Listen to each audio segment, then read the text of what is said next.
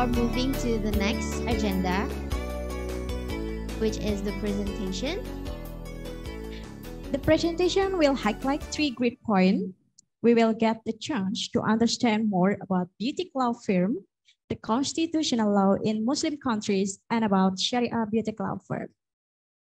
So the first speaker will be Mr. Marcus Beveridge. He is a legal practitioner, specifically boutique law firm practitioner in New Zealand. But before we are paying attention to the presentation, would you greet Mr. Beveridge first? Of course. Okay. Hello, Mr. Marcus. Hello, hey guys. Mr. Beveridge. Are you with us? Yes. Can you hear me okay? Hi. How are you today, Mr. Beveridge? Just fine. Thank you very much. Oh, great. What time in New Zealand now? Sedang jam 3.30. Wow, very big. You cannot speak Indonesian first. Okay. Are you ready for delivery or speech? Yeah, have you got my PowerPoint? Okay. Great. My partner will introduce you to the audience first, yeah? Okay, so Mr. Beveridge, let me introduce you to the audience about your curriculum vitae. Okay. So we will have a casual style of seminar. So let us have a seat. So Mr. Beveridge, his complete name is Mr. Marcus Beveridge, based in Auckland as a lawyer, and he is now managing director at Queen City Law. He spent his primary school in New Zealand, but an interesting fact that he did an exchange student program in Indonesia, in Makassar. Is that right, Mr. Beveridge? Saya kelas 3 SMA di ujung pandang Makassar, Indonesia tahun. Okay. Could you greet the audience with Indonesia, Mr. Marcus? Boleh, tapi sekarang sudah sedikit kacau dulu lebih lancar. Jangan marah ya. Okay. That's great. And after high school, Mr. Beveridge continued to study Bachelor Art and Bachelor of Law and learning Indonesian language and politics in University of Auckland. Mr. Beveridge also published numerous amount of publications about long-term business visa in LexisNexis Annual Immigration Law. Also published about law of construction, property, immigration, available online at website of Queen City Law if you are willing to read his publications. Mr. Beveridge also published about construction law regarding better building blueprint, also in LexisNexis. That's the numerous amount of publications, Mr. Beveridge. So such a interesting journey of study, right? You're so amazing, So, Mr. Mr. Beveridge seems like very passionate about law because he is now also running a boutique law firm. So to dig deeper about the boutique law firm, we will head into the material, right? So Mr. Beveridge, the time is all yours. Okay. Thank you very much for the introduction. That's very kind. And just a little bit more background about me. So I'm 56. I live in Auckland, New Zealand. When I was 17, umur saya masih 17 tahun, saya sebagai anak AFS di Indonesia tahun itu ada 100 pelajar dari seluruh dunia. Kami satu minggu di Jakarta, lalu aku ke Sulawesi Selatan. Saya tinggal sama keluarga angkat di situ sama keluarga Bugis Makassar selama 1 tahun. Dan saya sebenarnya waktu itu saya sudah lulus sekolah di New Zealand, jadi saya main bolos. Saya jalan dari Timur sampai Sulawesi Utara, jalan darat dan cari pengalaman. Lalu setelah itu saya kembali ke New Zealand. Saya 6 tahun di University of Auckland, which has a strong law school. Di sini sejarah kita 200 tahun orang England berangkat dari England, namanya New Settler. Dia pindah ke New Zealand cari hidup baru di sini. daripada kriminal yang dibuang di Australia.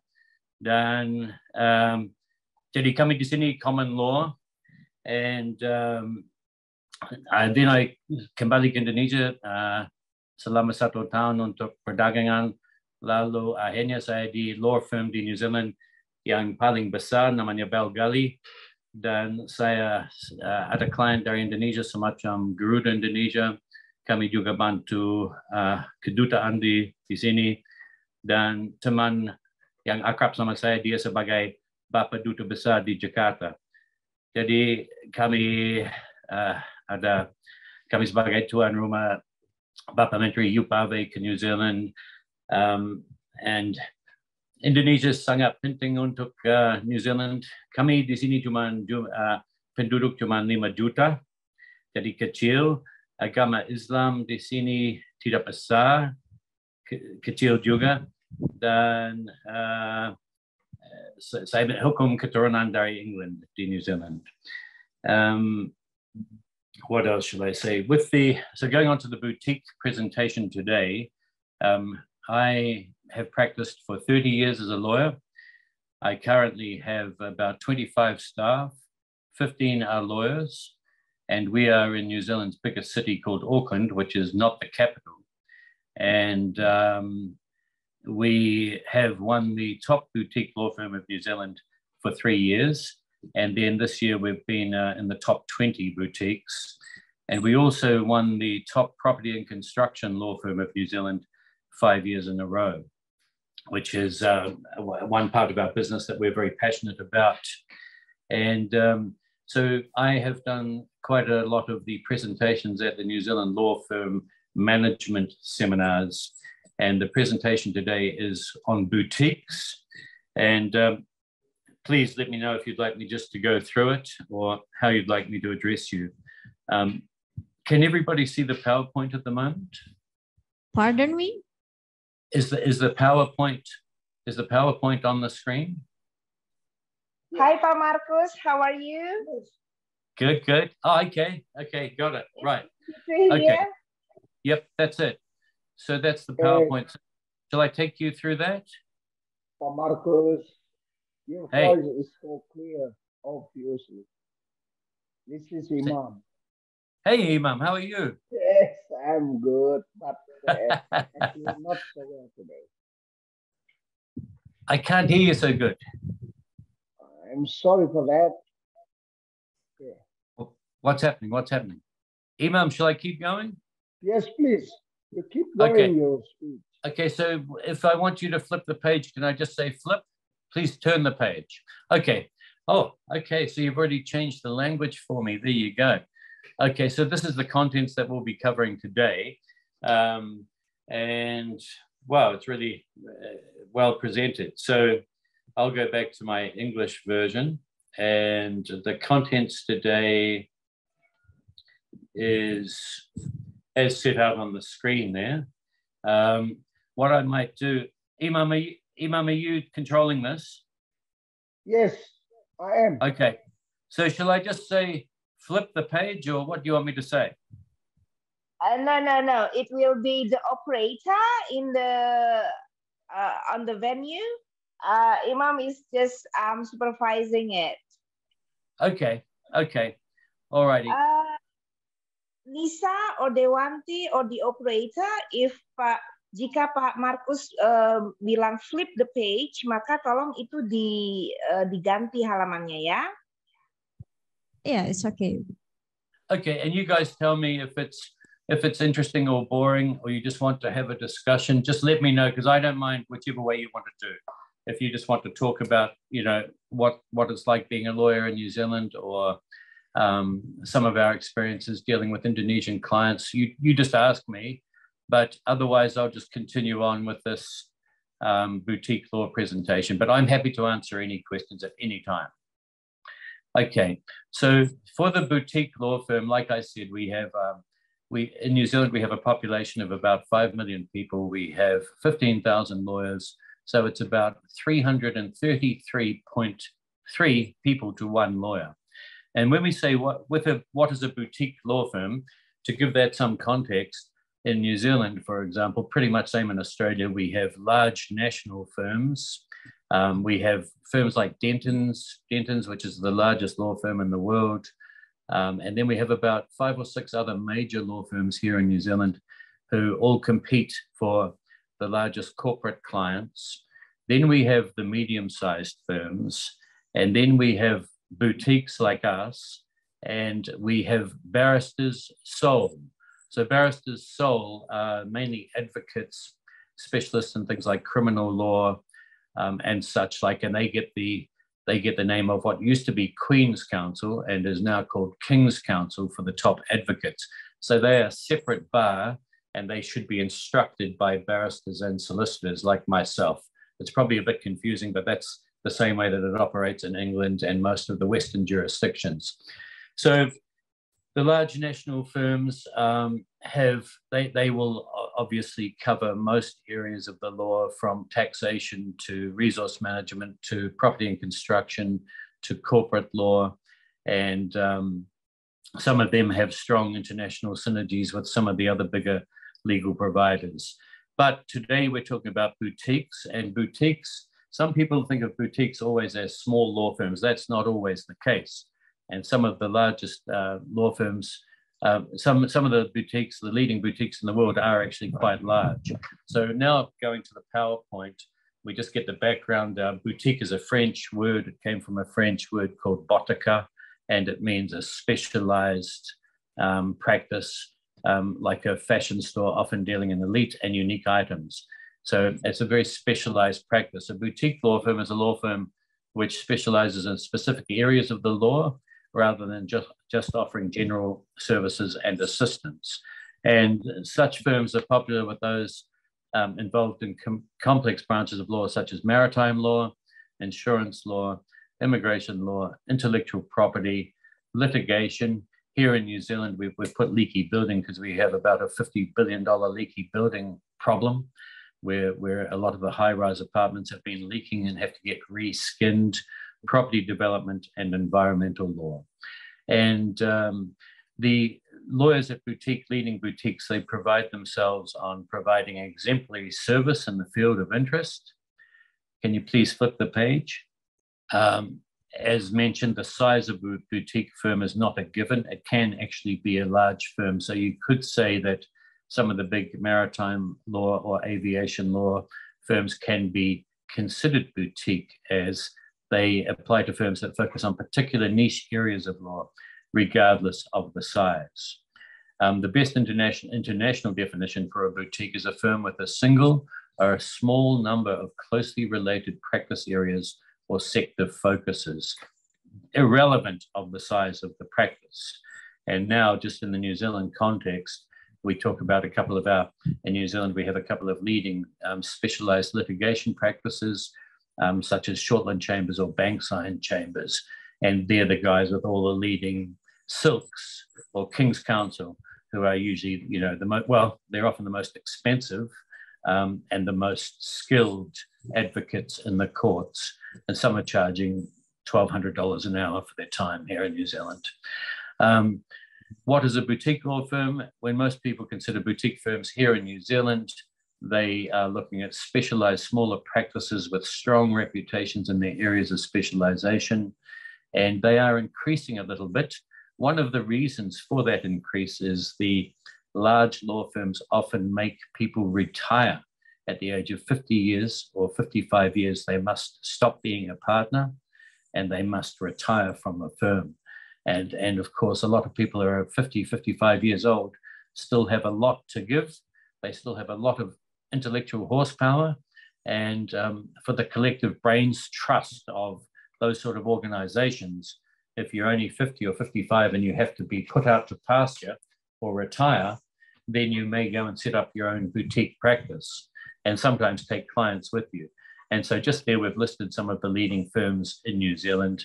The Watt & Kearney just won the top insurance law firm in New Zealand for about the 7th year in a row. They're just examples. And then we say, if you have a heart problem, you go to a cardiologist. If you have a brain issue, you go to a neurologist. The same goes for lawyers. You go to the top specialist in the country for a particular area. Next page, please. And this is the law awards. We've just had our law awards in New Zealand, and I'm pleased to say that my law firm again received an award for excellence in the boutique law firms. This was their definition. It just says you've only got 1 to 5 partners in a firm. You practice in one or a small areas of practice. You provide excellence in client service. One of the key things for a lot of our leading boutiques is they are extremely client-centric, which means that they really focus around the business particulars of a client, and they wrap around that. And instead of focusing on all of the things happening at really large law firms, like the politics within the big, large law firm, or if someone's having an affair or whatever it may be in a big law firm, boutiques often are far more focused on their clients. And that's why they sometimes can provide a superior service, because their focus is very client-centric, as opposed to being more interested in what's going on in the big firm. The process is leading expertise in advising in its sole area, one or some specialist area of practice. Next page, please. And then that's the definition of excellent client service. So you're providing proactive, effective, timely, and strategic legal advice. That means you're keeping abreast with any legal changes. I mean, here, for example, in, say, immigration law, we've got changes happening every week at the moment because of COVID, because the fact that we've had all the flooding here in New Zealand. So this is keeping abreast with all the legal changes, and often those sort of the bosses in those law firms are often sought after as TV and media liaison people, because they know the topic better than anyone else. Having a genuine understanding of the client's business and their market sector reflected in commercially pragmatic solutions. Being aware of cross-disciplinary impacts with the ability to advise on them or to refer on where necessary, and being responsive to the client's needs for speedy and cost-effective resolution. So that's the excellence definition. Next page, please. Okay, specialist law firm. If you're a specialist law firm and you're offering something that is not needed right now, then you may be struggling. So here, for example, at the moment, just as an example there, in the big law firms, what happens is the property team will get quiet, but the litigation team is very busy because everybody's suing each other.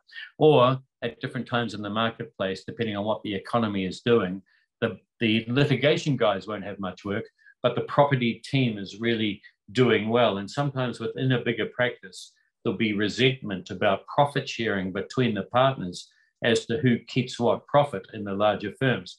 And that's just the cycle of the economy. And so in a specialist law firm, like right now, if you're 100% in New Zealand dependent on property law, doing all the conveyancing, doing the construction, when the market is flat, you'll be in big economic trouble, and it won't be a good law firm to be part of. And that is the reality here in Auckland at the moment. So boutique firms who offer some sort of specialty, such as trademarks, patent law, employment law, immigration, tend to be the most successful. Some boutique firms, particularly those who offer a range of services, are well positioned to provide better value for money. These are just general comments. Next page, please.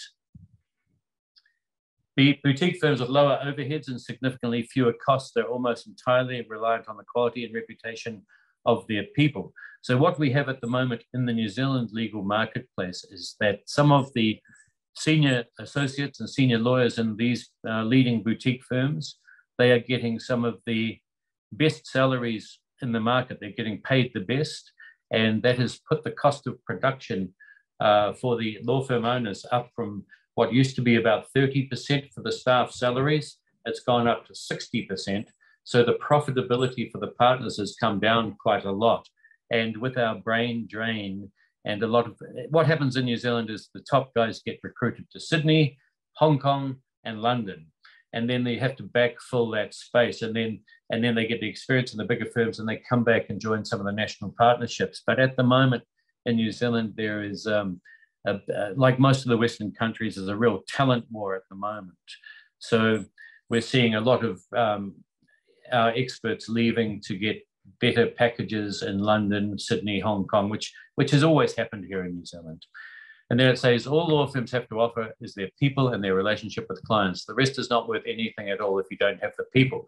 In our local culture, the Maoris, I don't know if any of you guys have seen the All Blacks, but you know, we do the haka and we say tangata, tangata, tangata, and it means the people, the people, the people. So, you know, this is where in the big law firms that I used to be associated with, when they were recruiting, they would talk about a finder, minder, grinder. So the finder was the really kind of charismatic person who could meet with clients, who knew what legal issues they were having and could attract that business into the firm. And then the minder would work the core hours. They're there from 8 o'clock till 6 o'clock. They always answer the phone. They respond to the emails really quickly, social media. And then the grinder would be the person who has poor presentation, maybe has acne or bad breath, but they're very good at the legal documents.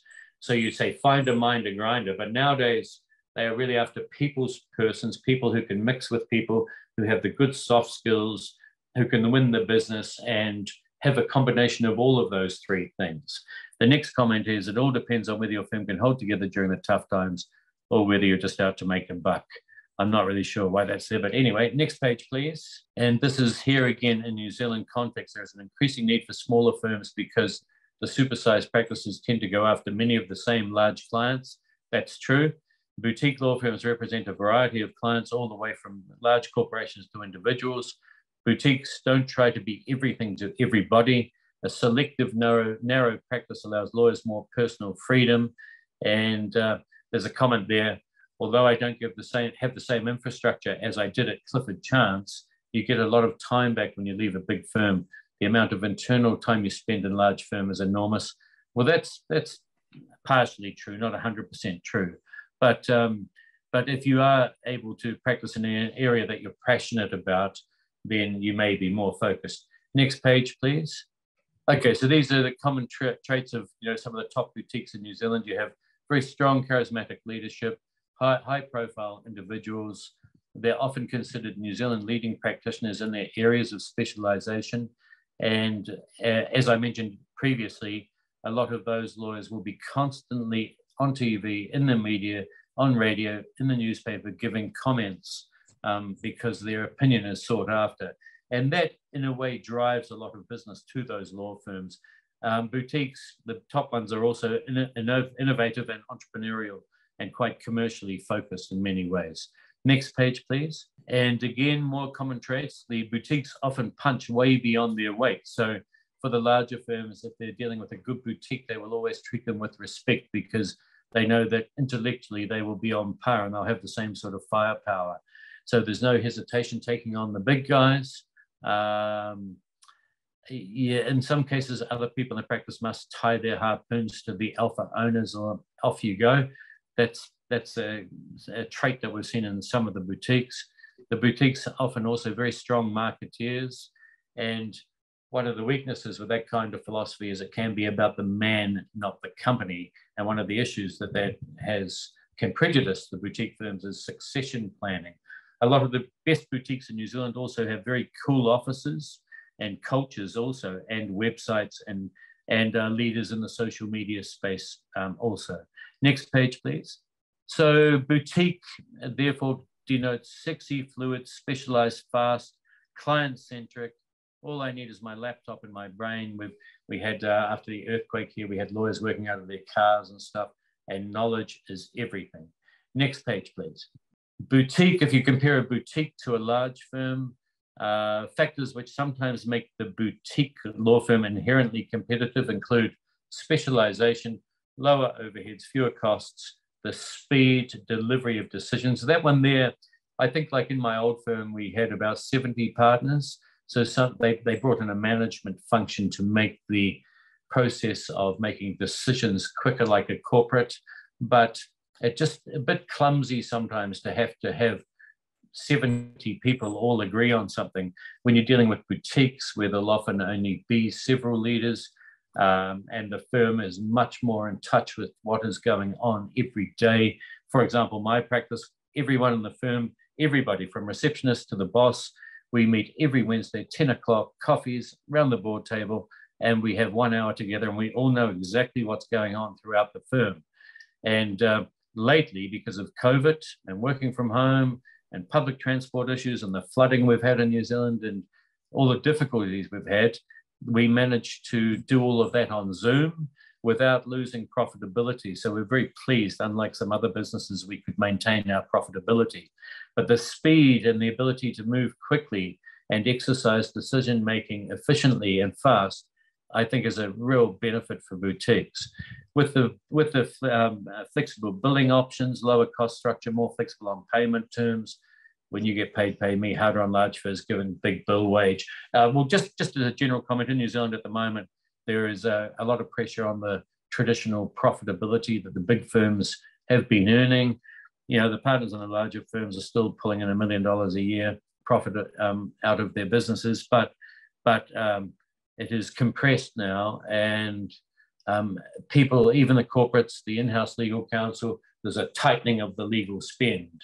So the profit is decreasing at the moment, but some of the boutique firms are still disproportionately profitable because of some of the areas they're in, and they're quicker to pivot and be agile and mine for areas of profitable gold and work. They can move quicker than some of the big law firms. Next page, please. Factors which make some boutique firms inherently competitive include the inherent client-centric focus of boutiques. I mentioned that. The personalized service versus being in a ping pong ball. So like when I was in New Zealand's largest law firm, some of the smaller clients, not like a big a bank client making billions of dollars of profit a year, being passed around different departments within a large law firm. For the smaller corporate clients, they want to have one point of contact and to know that, you know, someone is really looking after their affairs instead of being passed around too much. So that's another point of distinction for boutiques. And then the inherent skill base of individuals rather than the process systems of the large firms, which is generally excellent. And that means people come and go, but the processes and the systems subsist. Next page, please. Current market forces. So this is just what's going on here at the moment. Like I said, we are not in a recession yet, but there is a lot of talk of recession in our economy. And so there's a contraction generally for the demand for legal services. People are being careful about the money they're spending now. Property here is dead at the moment. The market's gone from 10 years of being crazy to being dead. So all the people with all the legal executives doing all the conveyances, they're either pivoting into new legal areas like banking and finance, or they're twiddling their thumbs, but they haven't made people redundant yet, but they're not active. The M&A work in New Zealand, some of the statistics that came out last week, that has dropped 40%. Litigation and insolvency, the insolvency is burgeoning. The litigation, because of COVID, the courts have been closed. People are doing their Zoom sessions with the judges. At the moment, it's taking over a year to see inside of a courtroom. So people are just frustrated with the whole system. And obviously, people don't want to pay money if they can't go to court, and they have to wait for 16 months to even get into court. So some of these comments are actually a little bit out of date, I'm sorry. But yeah, generally speaking, the boutiques, the impact is not so pronounced, and you have to say why.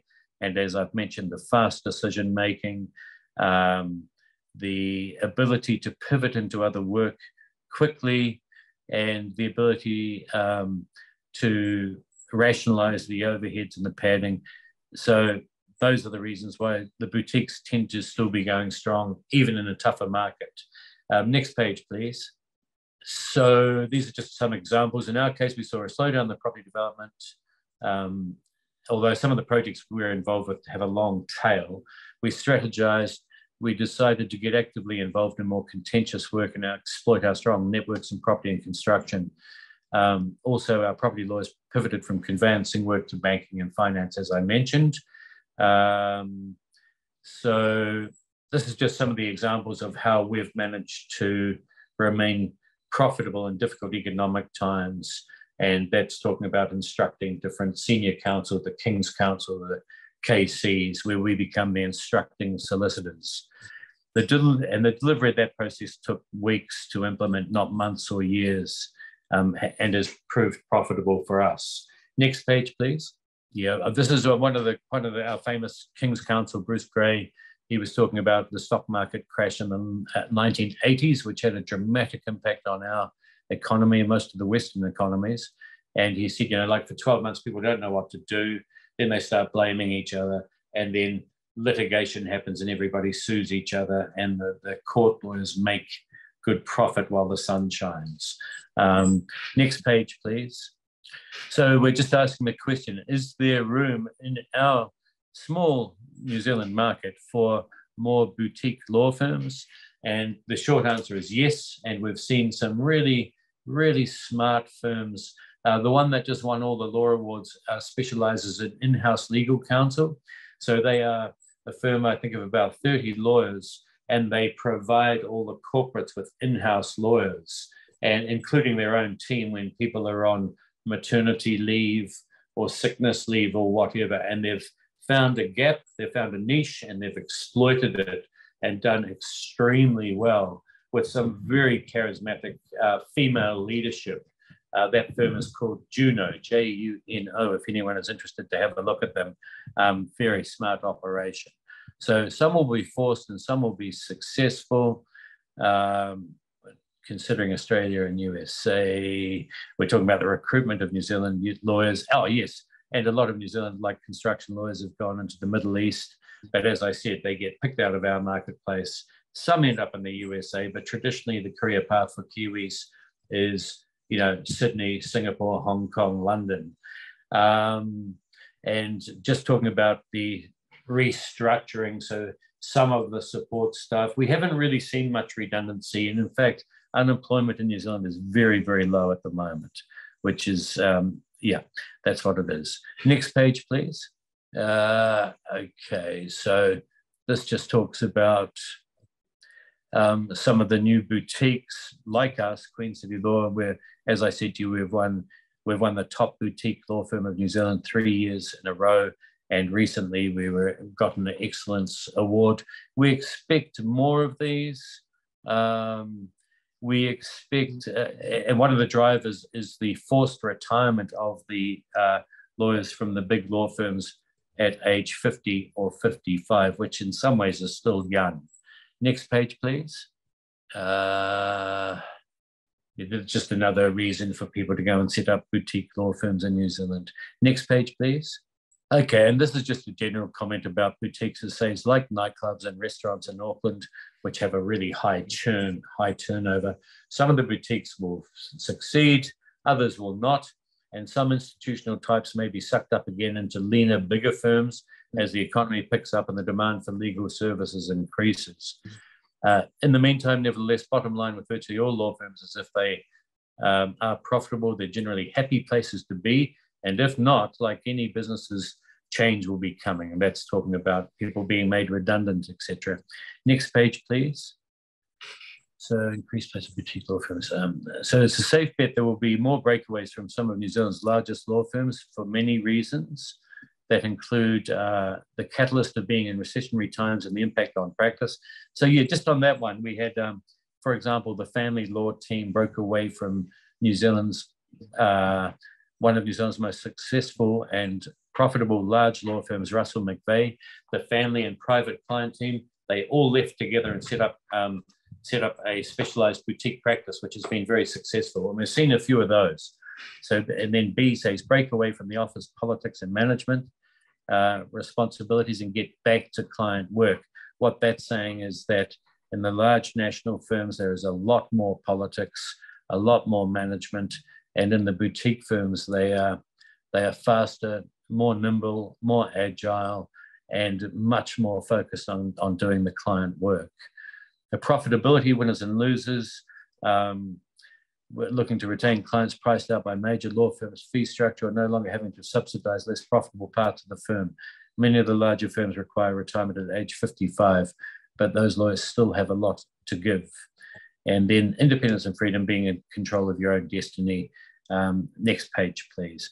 So that last one, you're talking about Merdeka. It's a little bit like that. It's the freedom of being able to pursue the thing that you're the most passionate about as a work type or service within the law firm. So some of the newly formed boutiques will be top caliber, attract top work. How much work do those undertaking large firm breakaways take away? That's interesting because in many cases, some of the largest clients don't actually leave the big firms because they have a zipped up relationship with many different divisions of the large firms. So the reasons that they won't go off to the large firm may send off bits of its work, but it will keep the large client, but it will keep its central contact with the large firm, will include long-standing relationships, the requirement for many corporates to have a cohesive group of various experts available under one roof. So that corporate, the in-house lawyers, they want to deal with the largest firm that's strong in banking, strong in litigation, then keep it all together. And it's very hard to break some of those relationships with the banks as big clients. They have panel lawyers, which will generally exclude some of the smaller practices. So they'll stick with the large law firms. Number three, international dictates of some multinationals, multi-jurisdictional advice. So in some cases, like some of the international airlines, they will stick with a group of lawyers that have a international synergy in some form of cohesion. They'll stay with that group of lawyers. Professional indemnity related issues. In New Zealand, the cost of professional indemnity insurance has got a lot higher. Boutique practices like us are paying over $100,000 a year for our PI cover. And there just seems, like in the property now, we have earthquakes, we have floods, we have leaky buildings, we have so many different areas where a law firm could inadvertently be negligent and be liable. So this is forcing changes in the legal industry here as well. The public company requirements of the publics will only use certain law firms, the panel of approved law firms, the impact of AML and related factors. So in New Zealand, the anti-money laundering laws are very, very strict on lawyers. The lawyers and real estate agents and accountants are all captured in New Zealand. They are not captured in most other countries, but we are captured. So we have to have an anti-money laundering officer. We are subject to government audits. And every time we onboard a client, we have to look at the source of wealth. And it's a whole additional layer of compliance costs for all law firms in New Zealand. Costs a practice like us about $100,000 a year as well. And it also undermines the sort of independence of lawyers in some ways, because the government can now access private client affairs that they traditionally could not. And we are forced to file police reports for any suspicious activity and so on. So that's the anti-money laundering, where we are now gatekeepers under the AML laws after 9/11, blah, blah, blah. Next page, please. Okay, this is so the net result, some of the select few boutiques will be able to capture instructions from some of New Zealand's biggest companies, multinationals, government departments. Much of that status quo will not change. Most likely result in client changing from one large firm to another, not changing to a boutique. It doesn't factor in the position for barristers sole, the independent bar, the King's Council. It may result in parts of work going to a newly formed boutique, but permanent relationships staying with the larger firms. Next page, please. And here's an example where what happens is the chief financial officer of a client company enjoys a close personal relationship with the practitioner, so moves instructions over. Then the CFO leaves and work goes back to the original large law firm. That's not a zipped up, our cleaners know their cleaners relationship. It's one-to-one, not firm to firm.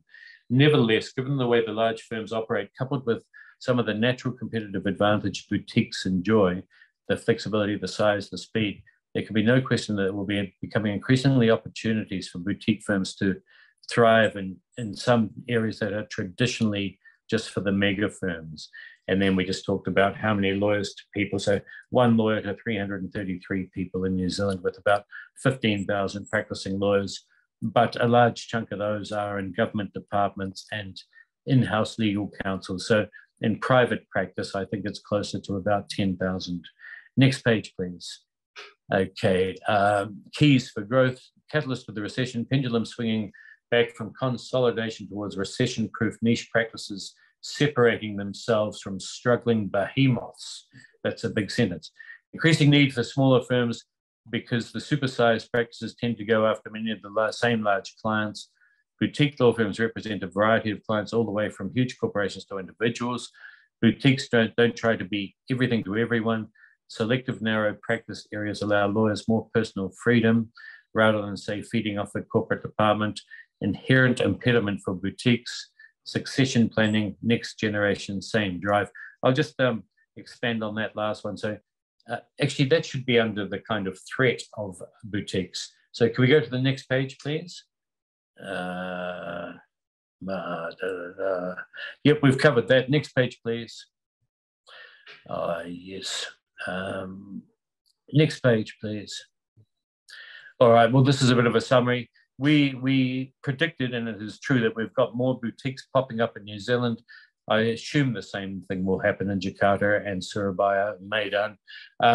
The success of these boutiques will differ, but those with the right people, the right teams, the right teamwork philosophy, vision, drive, culture, etc. But first and foremost is the people, and they'll generally be entrepreneurial, innovative, charismatic, passionate, and driven. They will succeed. So the specialist leading boutique firms will often be considered market leaders in their areas of specialization. Some of these firms are, in a sense, recession-proof, as their disciplines may not be subject to the ebbs and flows of transactional work, and a diversification of clients in areas of specialization mitigates against a one-pony show.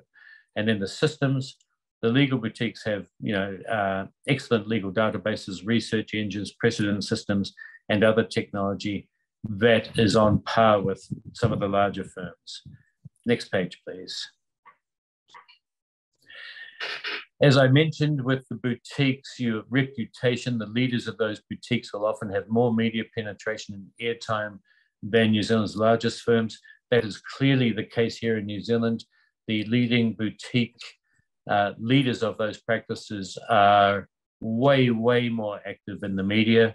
They are way more active in publishing and even social media than the large firms. They leave them behind and make them look stale and pale and male or whatever. But the boutiques tend to be a lot sexier, a lot more fluid, and get a lot more media bang for their buck. And those top practitioners are constantly being sought after by our top journalists and broadcasters for sound bites. And that drives business to law firms. The client loyalty, the top, number 6, top boutique firms exceedingly client-centric and nurture client loyalty far more successfully than other law firms. So those boutiques who are really well known in one particular area of specialization will often have clients. They want to be seen with these lawyers because they really are market leaders. And so that's, again, the same cultural kind of outlook. Profitability, leading boutique firms often disproportionately profitable. But if they're only in one area of the law, it's dangerous at times. Number 8, the firm's culture speaks for itself. Obviously, the culture of a firm is one of the most important things of any law firm anywhere in the world. And that culture, and whether all its members are respected and able to express themselves and encouraged to share their views, or whether it's too hierarchical or whatever it may be, to me, the culture of a firm is incredibly important and fundamental. Number 9, service industry, people, ideas, documentation, timing, and service. Be client-centric from the managing director to the receptionist. We all know with the receptionist in most law firms, it's the first and the last person that you see, and finding the right people to have the right soft skills to make people want to come back into their practice, All of those things are a constant fine-tuning to improve all the time. Next page, please. Okay, then number 10, develop the trusted partner relationship. Be part of their business, understand their business, a shareholder mentality. You tailor your advice to the client's own business practicalities. Listen and take care with conflicts. So at number 10, there's quite a bit in there. The trusted partner relationship is something that most big law firms throughout the world will be familiar with, but it's a very important skill, and it's something that even people who are sort of mongrel marketeers and very good at marketing can refine their sales pitch, and it's worth spending time and money on nurturing, on learning how to develop trusted partner relationships, so that client totally relies on your advice whenever there are critical issues. Number 11, add tangible, real value. Develop relationships so you can charge more for doing so, and touch it once and touch it right. Anticipate loyalty. Here is where the real value can be added. And in some cases, obviously, substantial fees can be charged. So that's tangible, real value. And that's going away from a traditional Western way of billing to value billing, which is quite a big movement in the West for charging clients by agreement at the outset, with sometimes results and looking at all the billing variables and focusing in on value billing. I spoke about the law awards and the definitions. That's about owning those things. And then inherent weakness of any boutique is a survival beyond the retirement of the founding partners. Just what that's about is that often with the boutiques, you get set up by the very smart, talented individuals, and then as they try to go through succession planning and keep the same culture, this same challenges for all larger firms and boutiques, but some are successful and some are not. But that is an inherent weakness of a boutique. If it's only a couple of strong individuals, will the next generation have the same strengths? And then number 14, in the future, some boutiques will merge, some will be swallowed up by large firms, some will go sailing, and then history will repeat itself again. Next page, please. Yeah, it's just talking about getting the right formula and the tenacious attitude and the continuous critical review of the operation. So you're constantly trying to refine your systems and your product and your people and the culture. It's just continuous. It doesn't stop. Next page, please. Okay, there's just some articles. Some of those are quite out of date, but they are quite thought-provoking if anyone's interested in this topic. Next page, please. Oh, yes, these again, they're a little bit out of time now. Next page. Okay, just here, that's a picture of our practice here in Auckland, of our current staff. We're an interesting office because you'll see there we have an Indonesian relationship manager, that's Henny, and we have a couple of Korean lawyers, a couple of Chinese lawyers. We have a very talented Filipino lawyer. So for us, for our business here in Auckland, New Zealand, Asia is a very big part of our business and our practice. Just at the bottom there on the left-hand side, you'll see a couple of links. One is to my profile, and the other one is quite a detailed interview on top New Zealand boutiques that was done by the New Zealand, the Lawyer magazine, which is an Australasian publication and has a video embedded in it if anyone is really passionate about learning more about boutiques. Next page, please. Okay, so that's it. We've done. I hope no one's fallen asleep. Thank you very much, everybody. And I should have said Assalamu alaikum at the start and Merdeka. So I will now say Merdeka. And this is some of our staff. These three, that's Tina. She's one of our leading lawyers. She does a lot of construction law. Bradley, who runs a team of 10 people doing immigration, acting for airlines, acting for super yacht owners, acting for construction companies, importing labor into New Zealand at the moment from the Philippines, because Bradley's from the Philippines. Tom is Chinese. He's one of the leading Chinese lawyers in New Zealand, and he also does financial brokering for construction projects. Next page, please. Next page, please. Oh, okay. So it looks, is that the end of it? Okay, thank you, Mr. Beveridge, for your presentation. I think so, Pak Marcus. I think that is the end of it. Okay, cool. Well, has anyone got any questions? I think Okay. lots, Pak. And your presentation was not boring at all. Everyone's still awake, I think. I'm pleased to hear it. Yeah. Okay, go ahead, Dewanti. Okay, Mr. Beveridge, there's Yes. sentence that make me interested is if you have a heart problem, you go to a cardiologist, a brain issues, a neurologist. The same goes for lawyers. It means, so if we analogize to health sector, it's some with specialist doctor. Correct, exactly. Oh, great. I feel interested for this presentation, Kak. Okay, so beauty word, it's just figurative meaning? Yes, of course. Oh. And yep. So we're Okay. just saying, like if you are a company that is being sued for health and safety because one of the construction guys died on your work site, and you may face criminal prosecution and you may end up in jail. That's here in New Zealand. Then you don't want to muck around with a generalist lawyer who does a little bit of company law, a little bit of property law. You want to go to someone who is highly specialized in that area and has had a lot of success.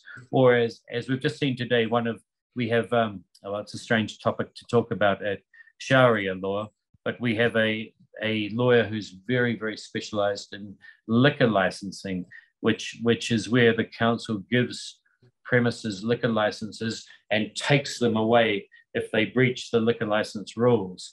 But we have one of our lawyers in New Zealand who's extremely prolific in that area.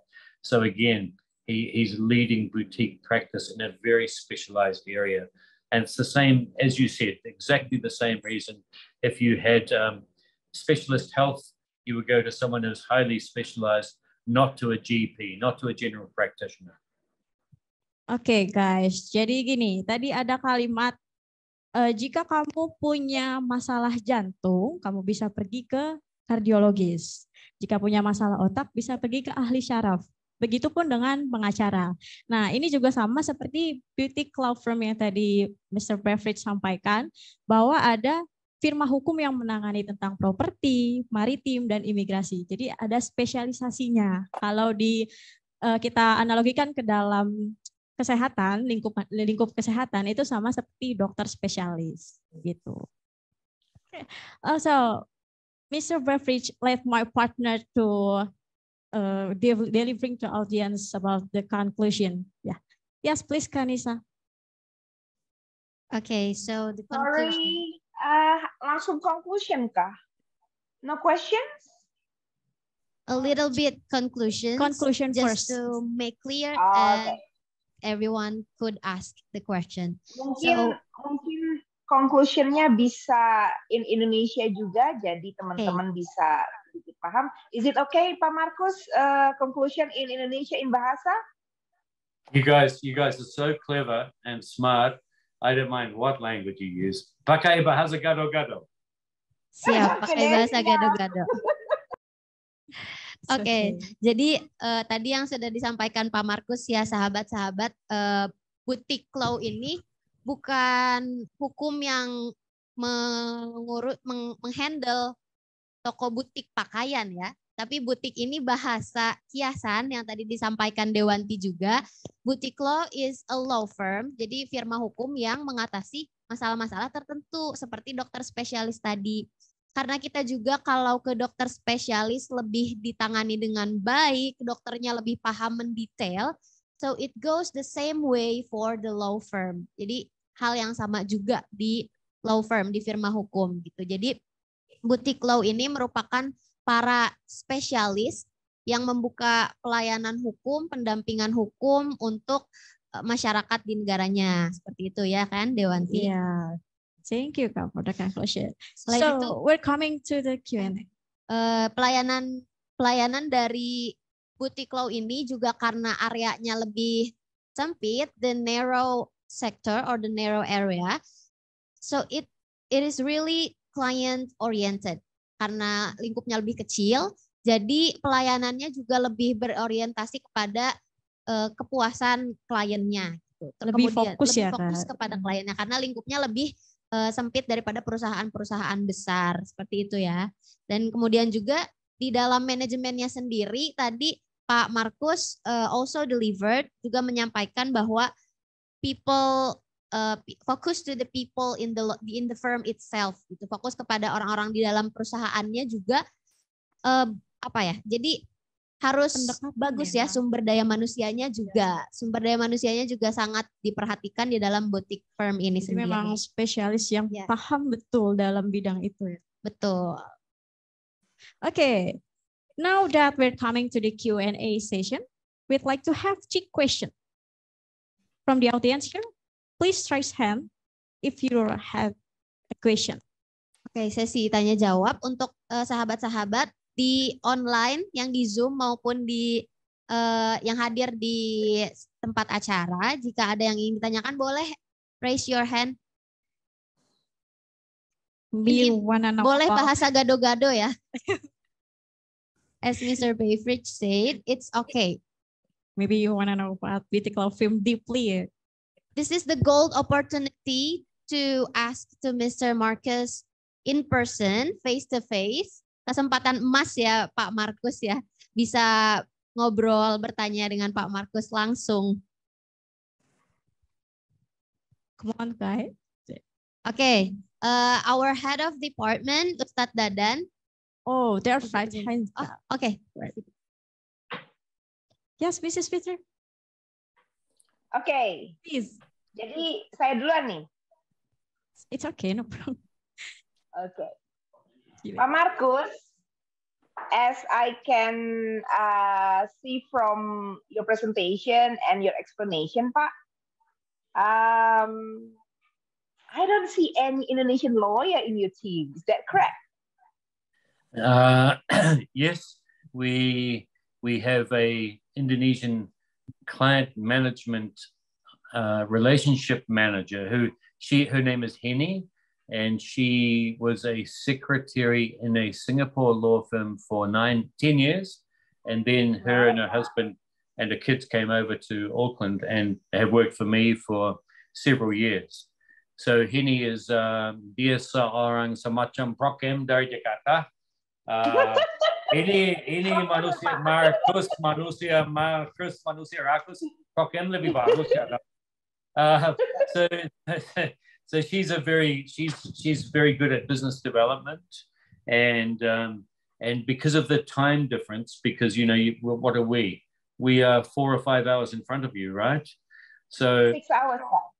6 hours. So she's always talking to our Jakarta clients, but we don't have any trained Indonesian lawyers, and in fact, there are not many. There's a couple of Malaysian lawyers in New Zealand. And there must be now a couple of Indonesian lawyers, but not very high profile yet. But we would always consider a couple, like the 2 MCs, snap them up in a heartbeat. Woohoo! Well, you can just see how smart they are. Yes. Nih, tapi, but I don't think they understand, Pak. Nisa dan Dewanti barusan dipuji loh sama Pak Markus. Dia masih kuliah ya, tahu belum lulus ya, tahu. Thank you for lulus. Well, this is your preference. Yeah. No. But did you have a question, Fid? Yeah. Since you also mentioned that one lawyer in New Zealand covers 333 blah blah blah person. I think 1,000, right? So we have a big opportunity to become a lawyer, and this is actually to promote to students in AL-AZIS to maybe go abroad to New Zealand, right? Well, okay, so the thing is, firstly, the even for the English lawyer transferring to New Zealand, I think they still have to come down and they have to spend 1 year studying, I think, 5 of the core subjects. So I don't know about Indonesian legal qualifications, but I assume that they would not be acceptable to the New Zealand standard because of, so I think you have to do land law, you have to do equity, you have to do contract law, you have to do torts, and one more core paper. Even English lawyers do. In the old days, we had mutual recognition. And we do have that with Australia, where Kiwi lawyer can practice in Australia, Australian lawyer can practice in New Zealand. But for Indonesian qualified law student, I don't think they would be able to, they'd have to re-educate, possibly up to 2 years, I guess. I'm guessing. But for New Zealand students, it's about 4 years because you have to do your first year to get into law school. And Auckland, it's like only 10% get in. It's very difficult. And then for the next after the next 3 years, then you can then do professionals for 3 months before you can get your practicing certificate. So the truth is, I guess it'd be difficult for Indonesian law graduates to practice here as lawyers. I'm sure they'd have to re-educate. Terima kasih Pak. Jadi ladies and gentlemen yang di Indonesia, kita punya opportunity, punya peluang untuk ke sana, hanya saja ada perlu re-edukasi lagi. Jadi kita perlu mengikuti semacam penyetaraan. Dan tadi Pak Markus juga sempat menyampaikan, ini terutama yang kedua MC nih, ini punya big snap nih katanya, bisa ada kesempatan besar. So Pak Markus, is it possible to do an apprentice in your law firm, Pak? We have helped the German students have to spend 1 year studying overseas, and we've had some Americans as well come in, and they're actually volunteers, but we give them a salary anyway, but they have to do it to be able to graduate, the Germans. Yes, we would look at it. We could look at something. Wow, great. Excellent, Pak. Wow. Dengar, ladies and gentlemen, guys and gals. Listen. Oh, langsung pada senyum-senyum ya. Ada kesempatan tuh, Pak Markus bersedia untuk menerima Anda sebagai karyawan magang ataupun volunteer, karena salah satu hal yang berharga adalah kalian bisa belajar banyak dari sana. Fitri, saya juga mau menjelaskan sedikit. Dari Indonesia di New Zealand sekitar selama 30 tahun ada perusahaan-perusahaan dari Jakarta yang sudah invest di New Zealand. Ada beberapa banyak orang Jakarta orang jutawan yang sudah diversification. Jadi di sini sebagai contoh, satu hotel chain yang jumlahnya di atas 1 billion New Zealand dollar itu dipunya oleh perusahaan Jakarta. Jadi itu alasan dia mau invest di New Zealand supaya lebih aman international investmentnya, bukan karena negara besar, karena kami negara kecil ya, tahu cuma 5 juta orang. Tapi ada bisnis juga di antara New Zealand dan Indonesia. Dan itu perusahaan itu yang saya bilang ada di atas 1 billion dollar hotel di sini. Dia punya anak buah New Zealand di atas 1,000 orang selama 28 tahun di sini. Jadi itu bukan cuma main-main ya. Yeah. So Mr. Beveridge, so all the audience have the chance for go to the New Zealand and learn more about beauty clown film with you, yeah? Yeah, well, please send us your CV. Yeah. Okay, this is chance for us. OMG. We all could come to the Mr. Beveridge offices and we will learn directly from Mr. Beveridge. I'm really excited to learn more with you, Mr. Beveridge. Kalau si Ibu Fitri setuju, saya setuju. Siap. Okay. Okay. Any more questions for me? Okay, there's have any question? Please raise your hand. Okay, it's the core. Okay, we have Could you stand up? Could you stand up? Okay, and we will hand over the mic. Bismillahirrahmanirrahim. Nama saya Al-Furqani dan saya ingin bertanya kepada Pak Markus. Sebetulnya saya ingin meminta saran dalam memilih partner bisnis nantinya.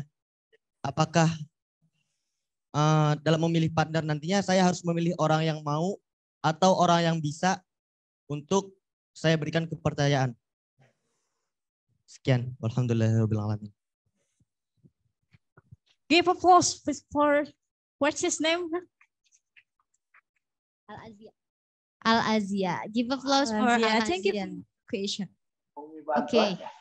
Pak Markus, let me re-deliver the question from Al-Azia. So he is asking about how to choose the rightest partner for us, the rightest partner for start the business or start a law firm, especially, and how do you decide to choose your partner? Okay. Sorry, ada yang kurang. Sorry Pak, ada yang kurang Pak. So not only which one to choose, is it the willing one or the one who can be trusted or can? So there are two options. Okay, jadi begini aja. Aku waktu saya lulus dari universitas, saya waktu itu ekonomi di sini sangat susah. Itu ada stock market crash. Waktu itu tidak ada email, tidak ada internet. Jadi saya menyurat kepada di atas 100 perusahaan, ke cabang pemerintah, ke perusahaan swasta. Saya coba dapat job di atas 100 perusahaan. Itu apa namanya? Itu setelah 6 tahun di universitas, sangat depressing ya tahu. Jadi kita pakai apa namanya prinsip get your foot in the door. Itu maksudnya kalau kita masih apa namanya kuliah baru mau mulai, itu mulai di mana aja. Pokoknya mulai ya tahu. Jadi kita mulai career. Terus kemudian kalau kita tanya willing atau righteous atau semacam begitu, itu tergantung keadaan, banyak keadaan. Kita tidak bisa bilang persis begini, persis begitu. Tapi untuk saya, saya sedang ada 3 anak buah, satu kerja untuk saya selama 15 tahun. Tiga-tiganya saya apa namanya bantu saya berlaku dan dia sangat setia dan dia sifatnya sangat baik dan dia popular sama semua support staff. Dia orang humble. Kiwi memang kita kalau humility itu sangat penting untuk Kiwi ya. Dan jadi itu tergantung beberapa macam sifatnya, backgroundnya, skillnya. Jadi saya tidak mau bilang willing atau righteous, itu tergantung beberapa masalah ya toh. Terus kemudian apa orang sudah mature, stable, apa ada boyfriend problem atau girlfriend problem. Semua macam begitu kita belajar dulu lalu kita pilih. Tapi saya juga di sini ada banyak publication on going into partnership with people, on receiving a new partner, on what things to take into account when you are considering entering into a partnership with a law firm. And satu itu di atas 100 halaman, kita mesti belajar semua. Tapi ya, itu tergantung beberapa masalah. Untuk informasi saja ya guys, maksudnya Pak Markus ketika mengatakan Kiwi, jadi orang-orang New Zealand itu mengatakan dirinya adalah Kiwi, seperti burung Kiwi ya Pak Markus ya? Benar.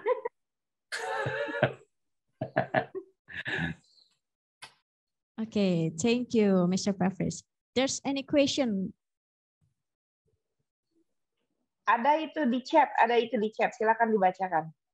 Okay, before heading to the next question, Al-Azia, how is that? Is that clear? Sudah cukup? Sudah. Okay. Thank you, Mr. Marcus. We're gonna move to the next question. Terus dia Nur, what's the solution for keep integrity our law firm in Indonesia? That's the question, Kak. So, Mr. Beveridge. Yes. There was the question from Rusdianor.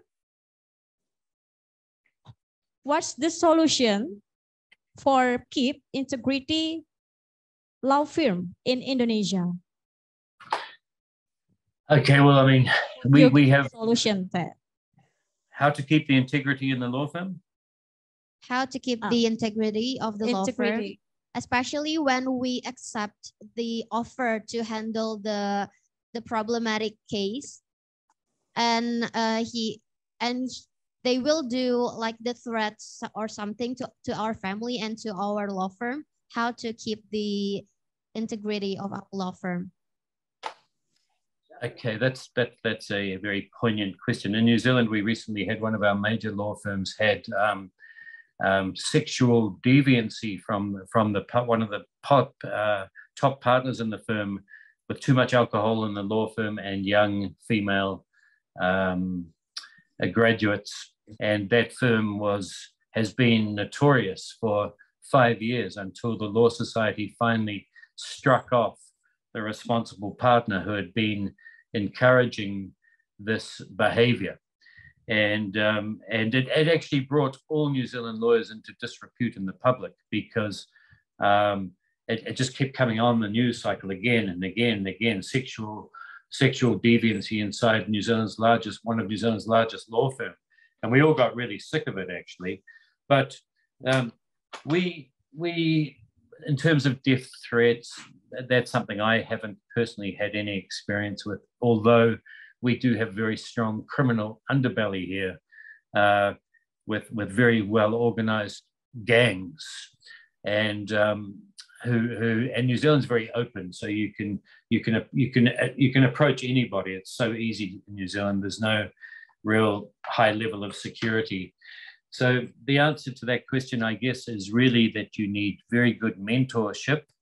You need to have some people that you can trust, and you need to obviously have a rule of law. And here in New Zealand at the moment, people are criticizing the judges because last week a father of 10 was killed by a gang member, and he was sentenced to only 2 years jail. So these questions you're asking do have international comparisons. But yeah, I mean, integrity, I guess you just need to be true to yourself to start with. You need to always have a good group of people that you respect. They may not all be lawyers who can always bring you back to the moral position that you want to adopt in such circumstances. And I don't think there's a simple answer to with your question. It sounds like a tricky scenario, but yeah, I just hope that the power of good overcomes the power of evil, or something like that. Okay, thank you, Mr. Beveridge. Oke, jadi tadi yang disampaikan Pak Markus bahwa untuk menjaga integritas firma hukum, kita juga harus memiliki seseorang yang terpercaya, yang bisa yang bisa menjamin integritas dari firma hukum kita, yang bisa membantu juga menjaga integritas firma hukum kita. Kemudian juga berada di lingkungan yang baik. Dan yang penting true to yourself. Right. Ya, true to yourself. Jadi mempertahankan nilai-nilai yang perusahaan firma hukum kita miliki, jadi tidak terbawa arus atau bagaimana ya. Jadi tetap pada nilai-nilai, prinsipnya harus kuat dari perusahaan. Thank you, Mr. Beveridge, for your presentation.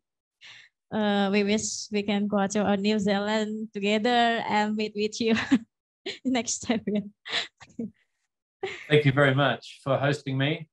And I really enjoyed addressing you, and good on you guys for going hard on a Sunday too. Like in New Zealand, Sunday is the day of rest, but very impressive. So good to see. And thank you very much, guys. And I hope the rest of the day goes really well. Wow, great. Maaf ya Pak, dan terima kasih. My pleasure. Terima kasih kembali. Okay, since we are gonna moving on to the next presentation, Mr. Beveridge, if you have another errands to do, you may leave the Zoom meeting. But if you will stay with us, we will be grateful. I've got to do some things today because I've got some people waiting. So thank you so much for today, and I'll see you guys again. Thank you. Okay, thank you very much. Okay. Thank you. Okay. Thank you so Mr. much. Beveridge, before you're leaving, would you take a picture for us together? Sure. With us? Okay, Sure. so operator, we will take a picture. Okay, everyone in the room is also being captured. Teman-teman yang di ruangan juga difoto ya. Yeah, okay. Okay, great. Thank you very much, Thank you Mr. so much, Beveridge. Mr. Beveridge. Can you guys send me a copy of the photo, please? Yeah, bye. Send me a copy, please. Do that. Okay. See you next time, Mr. Beveridge. Thanks, guys.